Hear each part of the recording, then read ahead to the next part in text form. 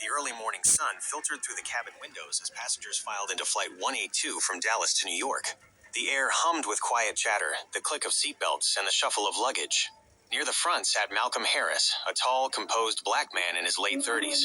He adjusted his tie, opened his laptop, and began reviewing notes for a presentation on corporate ethics, a topic he knew well as an aviation compliance specialist.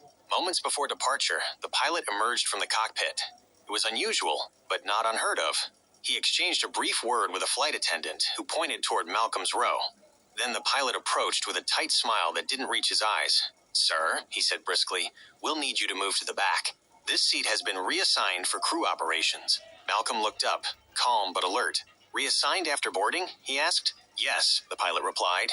"Please comply so we can avoid delays." Around them, nearby passengers paused mid-conversation. A woman clutched her coffee. A businessman frowned. The request hung heavy in the air. Malcolm closed his laptop gently, folding his hands. "Can you cite the regulation that authorizes passenger displacement for non-emergency operational needs?" The pilot blinked, caught off guard. "This isn't about regulations. It's a matter of procedure." Malcolm's voice stayed even. "Procedures must align with policy. Policy must align with law. I'm asking for compliance documentation." The pilot's jaw tightened. "Sir, this isn't the time to debate." Malcolm reached into his jacket pocket and withdrew a sleek leather wallet. Inside was a badge, Federal Aviation Compliance Consultant, Division of Ethics and Standards. "This," he said quietly, "is exactly the time." A hush swept over the cabin.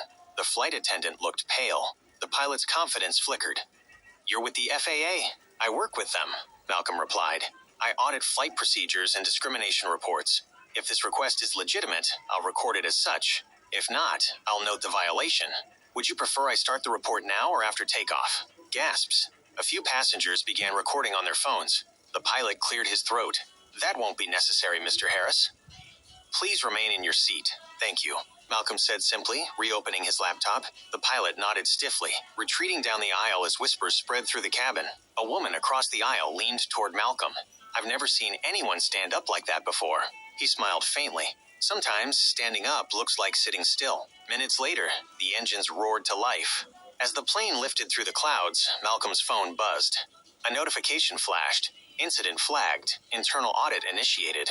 He leaned back, exhaling. Systems work best when someone was willing to test them. Below the clouds, the world looked small and silent, reminding him that power, like altitude, was only steady when checked by integrity. Thanks for watching. Please like, comment, and subscribe to my YouTube channel.